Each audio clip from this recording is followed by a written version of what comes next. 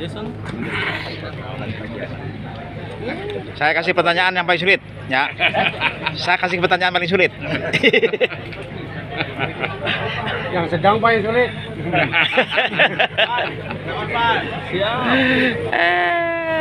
Di peler juga bisa. Boleh nggak apa-apa di bawah. Ketua partai pengusung, ayo.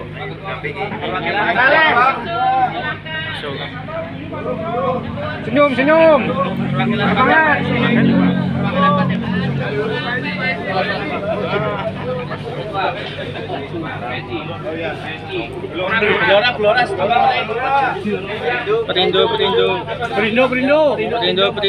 Perindo. Kasih sono. Ini Kiai, sisi kulon. Oke, siap. Izin. Belum. Langsung. Oke, siap. Izin Pak Nom. Langsung mulai, Pak. Silakan. Ya, Pak, mau mulai, siap. Yuk, mulai. Perindo. Oke.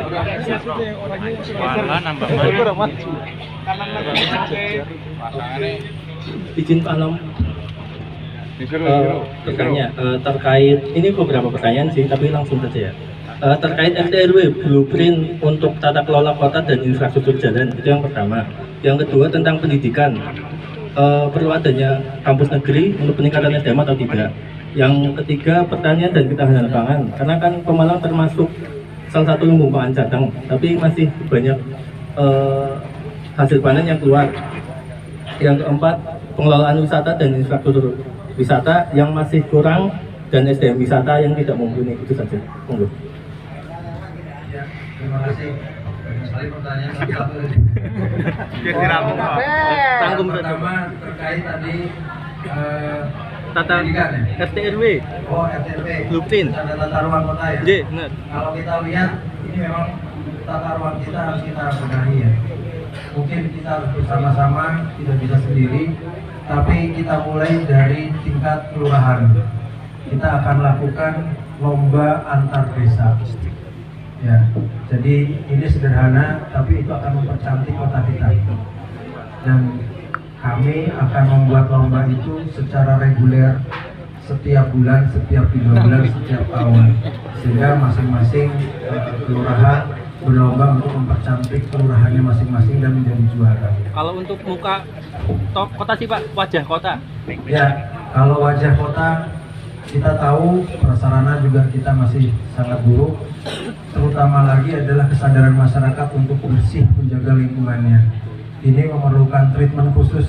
Saya dan Pak Nurpolis sudah punya treatment yang nanti akan kita sampaikan lebih detail, tidak di forum ini, karena ini mencakup teknis, ya teknis. Tapi tadi saya katakan di daerah lain bisa, kenapa kita tidak bisa? Berarti kalau tidak bisa, harus ada leadership yang kuat untuk mengajak masyarakat untuk bersama-sama membangun tata ruang yang lebih baik, kesehatan, kebersihan, dan juga tata tertib masyarakat. Poin kedua Pak mungkin soal pendidikan. Soal pendidikan, tadi saya sampaikan pendidikan adalah hak dari setiap warga masyarakat, warga negara kita. Jadi pendidikan yang menjadi isu dasar harusnya tidak lagi muncul. Masyarakat bisa melakukan kegiatan sekolah dengan baik, tidak perlu ada isu-isu masalah buku dan lain-lain yang mestinya itu adalah tanggung jawab dari pemerintah sesuai amanat undang-undang. Kira-kira itu. Yang ketiga pertanian Pak. Pertanian tadi saya sampaikan sumber daya air. Kita menjadi lumbung pangan, tapi kita tidak memaintain sumber daya air yang kita miliki, mulai dari sumber mata airnya, kemudian embungnya, kemudian bendungannya, kemudian sampai waduknya. Ini harapannya kita bisa bekerja sama dengan pemerintah pusat sehingga Pemalang punya bendungan, sehingga kita mempunyai kepastian suplai dari air dan juga bisa menjadi sarana wisata dan juga menjadi sarana dari masyarakat terhadap ketahanan pangan tadi. Untuk pasokan pupuknya? Pasokan pupuk, kita tahu bahwa kita punya BUMN yang bergerak di bidang pupuk, mestinya ini kita bisa lakukan untuk para petani yang ada di Pemalang. Jadi produksi dari pupuk memang tidak atau belum mencukupi untuk kapasitas nasional. Tapi bagi daerah-daerah yang menjadi lumbung pangan, mestinya itu menjadi prioritas. Kalau kita minta fasilitas pupuk tapi kita tidak mempunyai produksi yang mumpuni atau produksi yang optimal, otomatis suplai pupuk ke daerah tersebut juga akan dibatasi. Dan kembali saya katakan sumber daya air yang paling utama, karena sumber mata air perlu kita jaga, perlu kita lestarikan, dan perlu kita manfaatkan untuk pertanian. Revitalisasi ini Pak, kaitan pertanian juga akan revitalisasi irigasi nggak sih Pak nantinya juga? Ya, pastinya, karena irigasi adalah saluran dari mulai yang sekunder sampai dengan tersier. Ini mutlak, karena itu yang sampai kepada sumber-sumber dari produksi pertanian itu sendiri. Tadi apa yang terkait wisata. Wisata. Pengelolaan wisata Pak, SDM wisata. Permulaan wisata, kembali saya katakan, kalau kita tidak menjadi destinasi dari masyarakat, kita akan hidup tidak mau, mati segan. Nah, ini yang harus kita berikan concernnya kepada masyarakat untuk melakukan spending yang cukup. Artinya, kalau kita tidak menjadi destinasi wisata bagi daerah lain, minimal teman-teman semua, warga semua tidak melakukan atau bisa menjaga dari wahana wisata yang ada di Kabupaten Pemalang. Untuk peningkatan SDM wisatanya Pak? Peningkatan SDM wisata sebenarnya di Pemalang sudah ada. Kalau kita lihat bahkan teman-teman semua di sini ada yang Penggiat wisata. Penggiat wisata. Tapi banyak teman-teman yang lulusan dari sekolah wisata Pemalang tapi bekerjanya di luar. Jadi saya pikir sekolah wisata kita ada, cuman wahana untuk pengembangan wisatanya yang kita tidak punya. Pak, nanya Pak, ini banyak masyarakat, terus para wartawan juga nanya-nanya nih, profilnya Mas Sandong itu apa sih? Pekerjaannya apa berbisnis, apa pengusaha? Monggo disampaikan Pak. Saya Profil Pak. Profiling. Profil Ya. Bapak. profil saya profil Pak Nur. Dua-duanya juga Dua-duanya Bapak, dua-duanya. biar masyarakat Ya, tahu, Pak. biar masyarakat tahu Pak. Sebenarnya udah tahu tapi pada tanya lagi aja. Apen. Jadi kalau saya memang di sini saya mengelola sedikit usaha ya. Ada beberapa usaha yang salah satunya di travel juga, kemudian di warung kopi lah sekarang. Tapi sehari-hari saya bekerja di sebuah usaha badan usaha milik negara.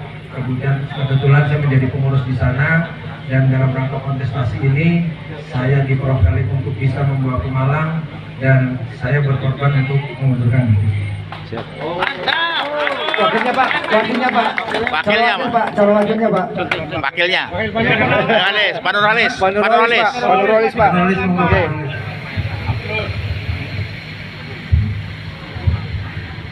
Terima kasih. Ini semua teman-teman saya.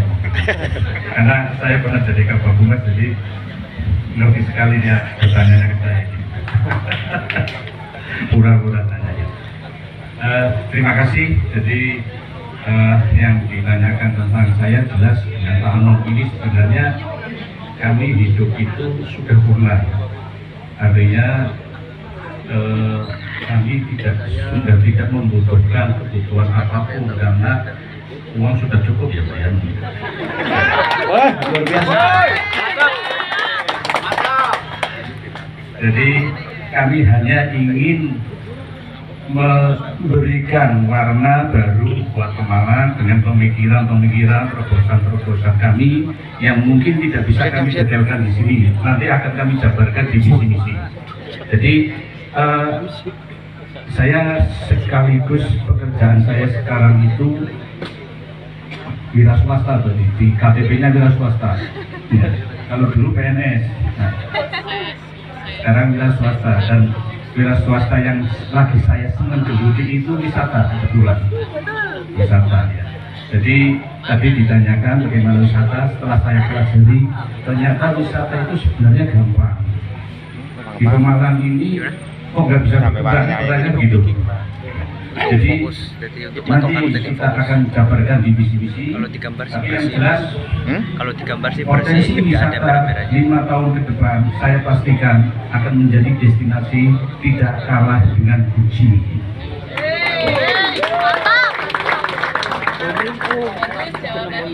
Apa lagi? Pak, tanya.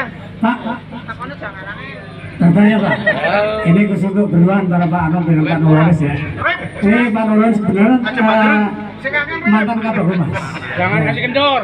Akan Bapak anggap apa teman-teman wartawan ini kalau Bapak berdua terpilih sebagai Bupati dan Wakil Bupati? Pertanyaan titip. Apa yang akan apakah Bapak mampu berkolaborasi, bermitra, atau tadi mau dianggap apa teman-teman wartawan ini?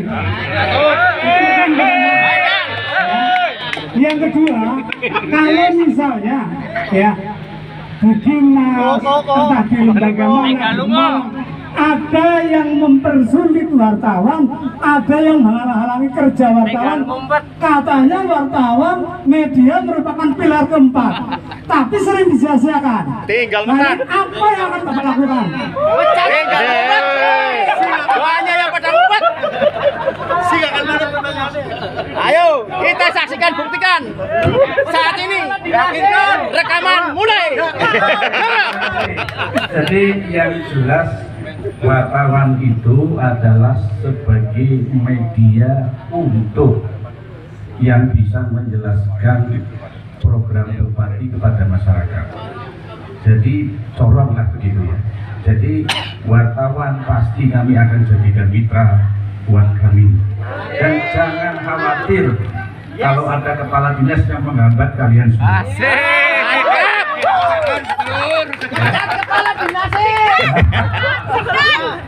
Saya pastikan bahwa teman-teman wartawan adalah mitra kita nanti ke depan yang akan bisa memberikan bupati, wakil bupati ini kan menyelesaikan persoalan-persoalan. Silakan wartawan memberikan masukan kepada kami berdua, persoalan-persoalan masyarakat apa. Kami tidak akan tahu kalau tidak ada wartawan.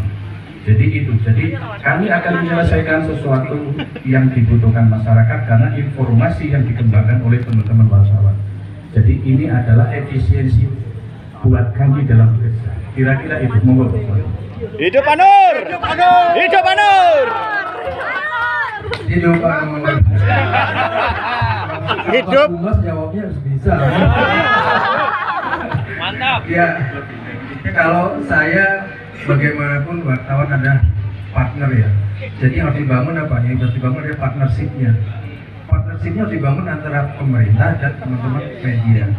Kalau teman-teman sudah menjadi bagian dari apa istilahnya bagian yang seolah menjadi tidak corong yang baik bagi Pemda, tapi memberikan kritik tapi tidak memberikan alternatif pemecahan masalah, semua orang juga bisa melakukan itu, tidak harus media, kan gitu ya.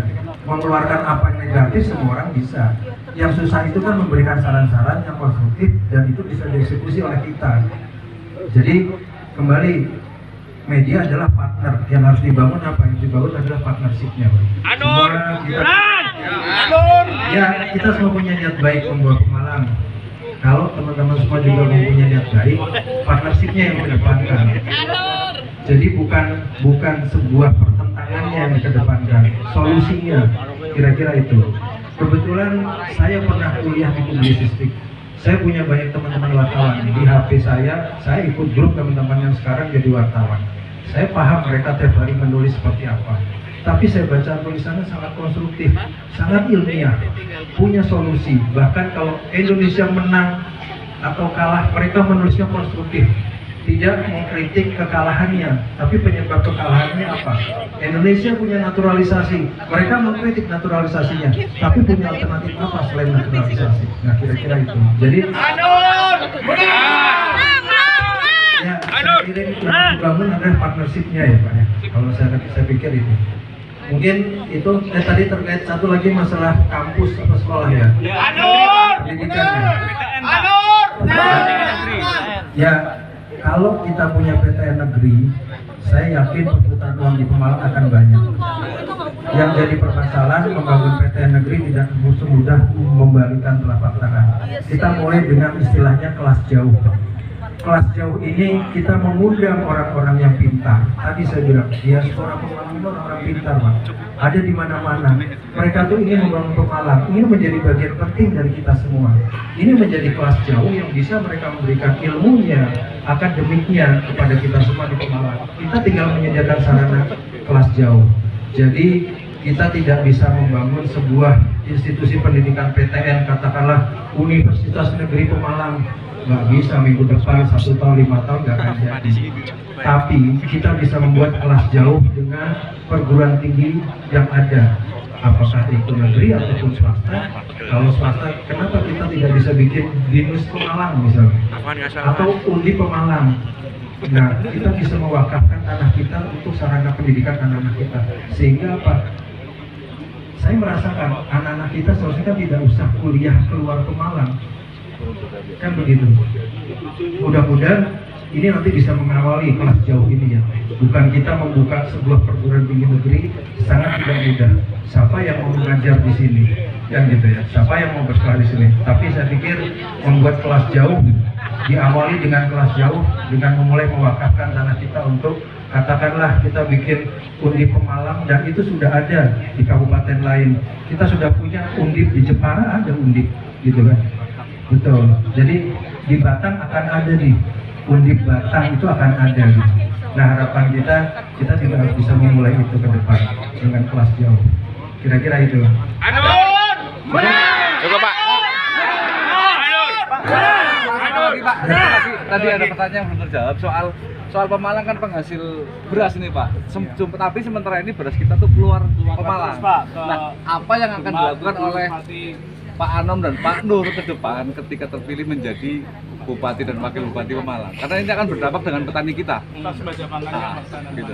Monggo. Kalau tadi dikatakan kita sebagai lumbung pangan, harusnya kita juga bisa memaintain kebutuhan pangan kita, kan kira-kira gitu. Berarti ada sebuah pengendalian, bukan pengendalian, tapi teknologi pasca panen. Teknologi pasca panen ini dan juga termasuk di dalamnya adalah pergudangannya, gitu ya. Jadi istilahnya teman-teman ini atau pelaku-pelaku ini tidak hanya diberikan pengepul terus kemudian dibawa keluar kota, kan kira-kira gitu ya. Nah, ini yang harus dibuat storage-nya, dan itu saya rasa bisa dilakukan oleh BUMD kita, sehingga penanggulangan atau pengendalian pasca panen itu bisa dilakukan di Pemalang, dan kita yang menjadikan dari para pembeli atau tengkulak untuk beli di Kabupaten Pemalang. Seperti itu. Pak, artinya mau ini kan mati ya, Pak. Ibaratnya mati suri lah, Pak. Ini SRG di Malang, berarti Anur ini akan mengaktifkan SRG lagi, Pak. Seperti itu kurang lebih, Pak. Sistem resiko dari sini coro seki. Oke, monggo. Iya. Itu bisa dilakukan. Jadi resi gudang ini bagian dari mengawali. Kemarin saya juga sudah diminta resi gudang, malah permintaannya malah untuk negara Timor Leste resi gudang itu. Jadi pemerintah di sana bisa membelikan resi gudang untuk kebutuhan pangan di negaranya. Jadi saya rasa kalau itu bisa dilakukan di sini, itu menjadi awal yang harus kita lakukan di masalah pengendalian pasca panen tadi. Seperti itu. Terima kasih.